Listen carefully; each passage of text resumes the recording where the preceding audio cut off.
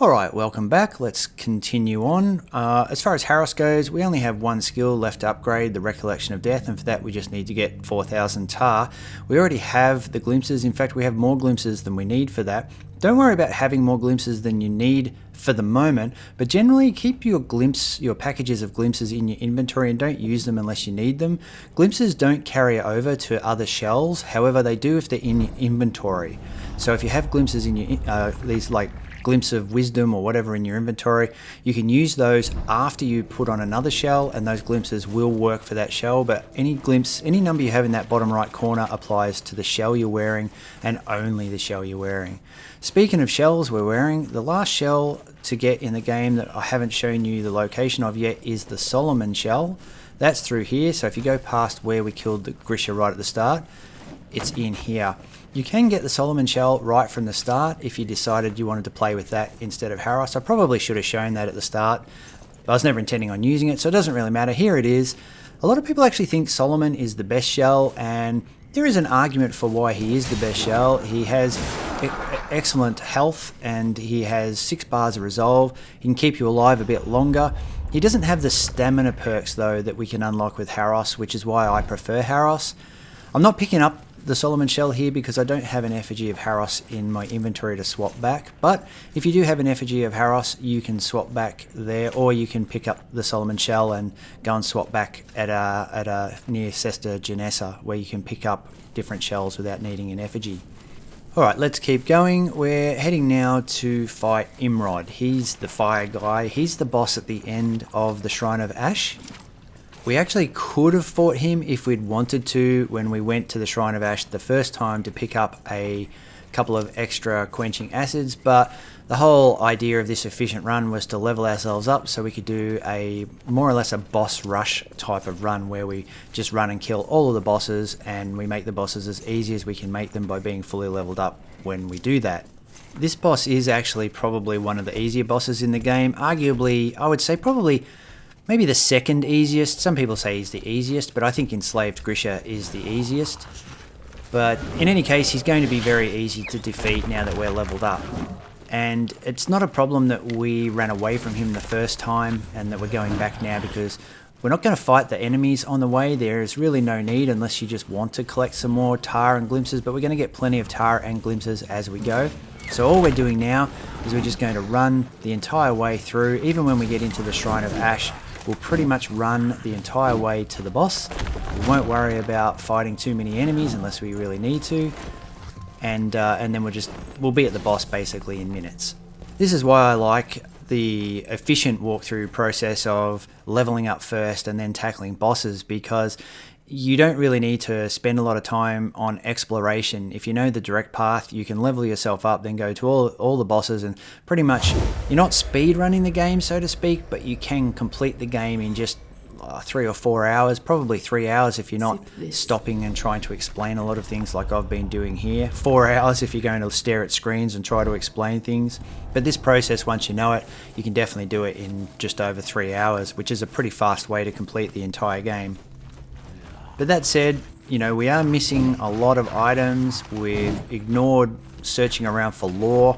There's a bunch of stuff you can still do in the game, and to be honest, it might even be recommended that you actually do that if you want to play through NG+, and if you want to do multiple playthroughs with different shells. The more you collect in a single run, the faster and easier it is for you to upgrade and use other shells in subsequent runs. Or in the same run. I mean, you can swap between shells in the same run if you want. You can just spend all your time leveling up all the shells before you even complete the final boss. That's entirely up to you as well. But once again, with this walkthrough, I'm trying to make it a fast, efficient and direct path to leveling up your shell, leveling up your weapon, and killing all of the bosses. Here we are, finally going into a different area. We didn't go in this area last time. Again, you can kill the enemies, but I'm going to run straight through, and Sester Genessa is behind this. I think that's a coffin or a sarcophagus, whatever you want to call it. If you get to her quick enough, you can activate her very fast, and then any enemies that were chasing you will despawn. And now that we've done that, we can turn around and we can open up this coffin, sarcophagus, or whatever you want to call it thing. It'll give us another bag of glimpses, And it will also give us an Untarnished Mask. The Untarnished Mask can be used to travel back to Sester Genessa, like a fast travel thing. Just be careful though, there's also a Tarnished Mask. Don't get them confused. If you use the Tarnished Mask, it'll take all of your glimpses to travel back. I pretty much don't use the masks because I'm always afraid I'll click on the wrong one. Alright, so I'm continuing on. I'm ignoring all of the enemies. This guy, he's a really tough elite. You can fight and kill him if you want, but I'm going to just run past him. If you want to fight and kill him, you're right next to Sester Genessa, so if you die, you can always take multiple shots at him. There's also a couple of elites up here and another coffin thing to open. I am going to ignore those as well. I'm just heading straight to the boss. We'll open that coffin up on the way back when there's no major elites or enemies around it like that. So Sester Genessa is over the other end of this area. That's another one of those tough dual sword wielding dudes. But if you run straight up here and talk to Sester Genessa, any enemies that are following you will despawn. So now we'll go and we'll fight the boss. I won't be using a golden bell on this boss. That would really be a waste. Unless you have quite a few of them, this boss doesn't really need them. He's kind of meant to be the first boss you fight, so he's kind of meant to be a little easier than the other bosses. He still can be a bit of a challenge if you let him hit you, but yeah, I don't think we need to use any buffs or anything like that. We'll just go straight in and kill him.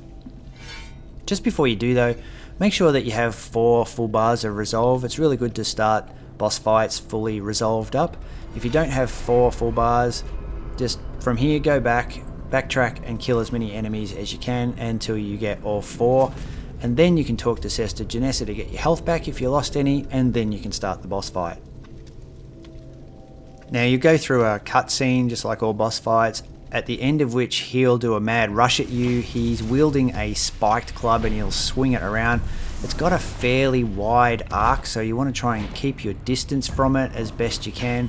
It's kind of misleading. You can think you're not going to be hit by it, and that you're out of range. So good to try to time your dodge with the swing to make sure you iframe that. So we're going to mechanical spike him over and over, hit him as much as you can, and then get out of his way from that big club and then mechanical spike him again. Remember, your mechanical spike makes you invulnerable, so only activate it once he is about to hit you. So he's almost dead. We're super leveled up compared to him. Like I said, he's meant to be the first boss you face. We could have killed him earlier, but we made him as easy as possible. Now, by easy as possible, I mean the first phase, because he does come back to life straight away with a full health bar, and we have to do it again. It's not too bad though, you just need to keep away from him. As long as you keep your distance from him and watch for the occasional rush, he really can't do much to you, and you can dodge iframe through all of those swings. So you can jump in, get a couple of swipes, and then jump out. And if you harden up, you can get some more swings because you'll get your stamina back with the perk that we have on Harros. You can see he's already half health is down. All we need to do is build up another mechanical spike and he'll be dead. And the best way is keep your distance. When he stops attacking, jump in, get a couple of swings in if you can, harden, get a couple more. He'll do that kick, and that doesn't really hurt you, but what it does is it puts you down and enables him to pick up a body and throw it at you. But if you run at him and hit at him before he can throw that body that's on fire at you, you'll be able to interrupt him from doing so. If not, you can just dodge through it. So there we go. He was pretty quickly, easily beaten. Keep hitting his body before he goes down. He doesn't actually get up again, it just looks like he does. But you can just keep hitting him and build your resolve up until he disappears. Might even be able to get our resolve up to 4 if we're lucky. I should harden to get my stamina back. I'm gonna hit him again. Yeah, I think we're going to get our full 4 bars of resolve back. We are.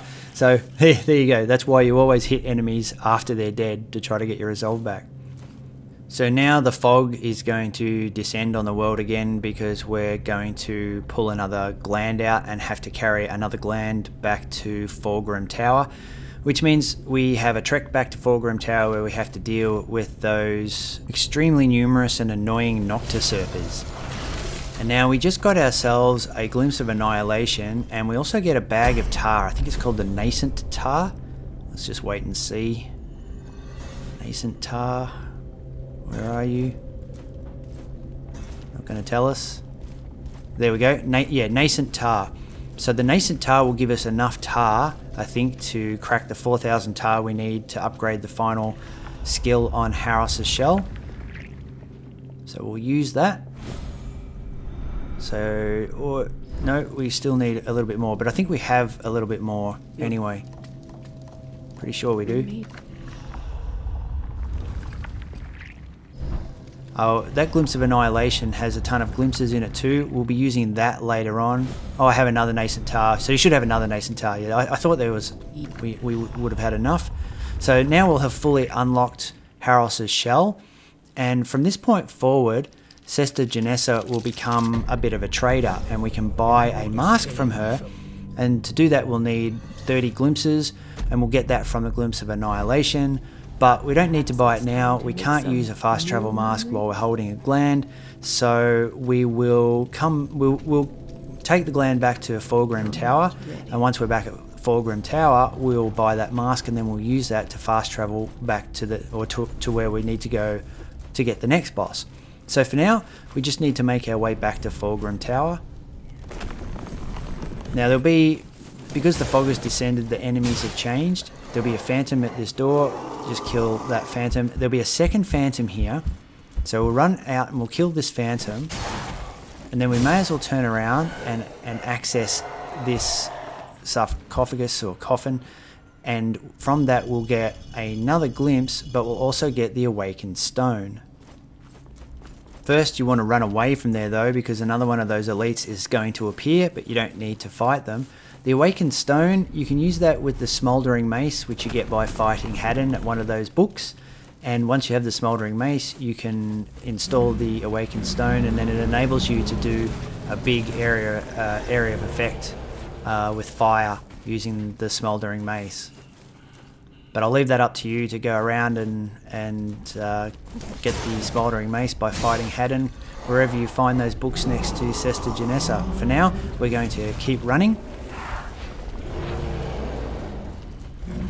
And if you run out of stamina, just be prepared to harden, and then that'll get all of your stamina back. But we've been through this area a few times now, so it's pretty easy to run through. Don't really need to do anything special. Most of the enemies won't chase you. The hardest part of this whole area is here. I recommend killing this phantom, and maybe this one too. You probably don't need to, but they do come up out under the ground like that. They don't hurt you too much if they do that, but they're a bit annoying. There's 3 in here. You can kill them one by one, or just try and run through. I recommend, there you go, he just did a fire area of effect. So if you're not moving, they can really mess you up, but I'm not even going to bother killing him. I'm just going to run on. Basically, don't kill anything unless you have to. Unfortunately, we don't have to deal with any Noctisurpers here either. So we're just going to make our way to Sester Genessa, which is just ahead. And don't forget, while I'm ignoring all the other weapons in the game, there is a book here. You can use that to access the Haddon boss fight where he drops the Smoldering Mace. It was just there on the left. The Smoldering Mace is what you would use that awakened stone on that we just picked up. So if you want the Smoldering Mace, you can stop there and fight Haddon right now if you like. I'm not going to do that. I'm just going to keep moving on. But just bear in mind, there aren't really many weapons in the game that you can use with the Harros shell. Different weapons require different stamina usage to use. If you get the Smoldering Mace, that's a heavy stamina usage weapon, and you really need to use it on a character that has a lot of stamina. A good character for that is Teal. Teal can be killed very easily because he doesn't have a lot of durability, but he packs a ton of stamina. Now you want to draw these guys out individually. Don't run in between all 3 of them because they can gank you very quickly. And we can access these on the way out. There's another effigy of Harros. Another untarnished mask for travelling back to Sester Genessa. You can't use anything like that while you're holding a gland though. So you're back on the weapons with Harros. The Hallowed sword is probably the best weapon because arguably it has the best weapon ability, but you can also use the hammer and chisel with him. The hammer and chisel, it's a light attack kind of weapon where you do lots of many attacks and it uses very little stamina for each of its attacks. You can find the hammer and chisel by defeating Haddon when you access one of those books next to Sester Genessa at the Eternal Narthex. We're actually heading to the Eternal Narthex next after we get back to Fallgrim Tower and hand this gland to the big bird dude, to the Observer. Once we hand that off, we'll buy a golden mask from Sester Genessa with 30 glimpses, and that golden mask we can use to fast travel back to the Eternal Narthex because we've already been to the Eternal Narthex. When you get a fast travel mask in this game, which you can only buy once you fully upgrade a shell and then Sester Genessa offers trading stuff, you can use that fast travel mask to travel anywhere you've already been. If you haven't been somewhere, you can't use it to travel there, but if you have been somewhere and unlocked a Sester Genessa at that location, you can then fast travel to her at any time that you want, and it doesn't cost a thing. If all that sounds confusing, it's not really, don't worry, we'll be doing it in a moment and you'll see just how simple it actually is. Yeah, I was saying before though that if you do decide to try different weapons, and you could decide to play the rest of the game with the hammer and chisel once we get it, if you wanted to get it and upgrade it, because there are a number of other quenching acids you can get in a single playthrough. You could farm 5,000 tar and buy 2 from the merchant at Fallgrim Tower. There's other quenching acids that you can get from the glowing statues when the fog is down. In fact, we picked one of those up near Fallgrim Tower in the last video. I didn't even mention it as we did it. It was just it was the statue that I accessed to show you what accessing a statue is like, but I was too busy talking over the video about something else to mention that we actually picked up another quenching acid. So you'd see if you bought 2 from the merchant and you picked that up, you'd already have 3 quenching acids that you need to upgrade another weapon, and there's a couple of others. I'm sure there's some guides on that you can find to fully upgrade those weapons if you want, or you can just play with slightly unupgraded weapons, though I don't really recommend that because that just makes most fights go for way longer than they need to. Alright, so we're back at Fallgrim Tower. Now before we do speak to Sester Genessa and before handing the gland to the bird, you can just go through this door here. On the other side of here, through around this little corner, this bend, is one of those glowing statues, and if you access that while the fog is down, you'll get another golden bell, and we want to use a golden bell, at least one from here on. We want to use another one we've got 2 boss fights to go after this, and if we could use a golden bell in each of those boss fights, that will be perfect. Okay, so we hand the gland back to him and he upgrades our tarnished seal once again. This upgrade is actually a good one. With this one, you attach basically a fire bomb to an enemy if you do a parry and empowered with an empowered riposte parry, and that lava bomb does a fair bit of damage. So if you're parrying through this game, and we're not in this walkthrough, we deliberately chose not to parry for this particular walkthrough, but if you watched my how to parry guide and you are parrying, then you'll absolutely love that upgrade we just got. Alright, so use your glimpses, make sure to get over 30 glimpses now that we can trade with Sester Genessa because our shell's fully upgraded, and now's the time we'll buy our golden mask.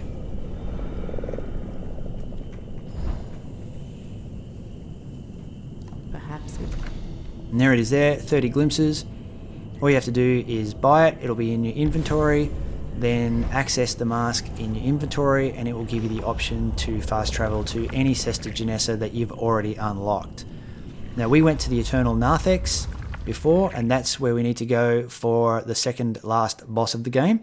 So we're going to fast travel to the Eternal Narthex just by clicking on the travel button, which on an Xbox controller is A. So this is great, we don't have to run back to the Eternal Narthex now, which is a big area, so that's a big time saver. Just make sure that once you actually arrive that you interact with Sester Genessa, because the game won't resave your spawn point. It'll treat you as having been at the other spawn point. So to make sure that if you die, you respawn right here, you need to interact with her here. And that will do for this video. We're almost at the 20-minute mark, so we'll walk through the Eternal Narthex in the next one. I'll see you then.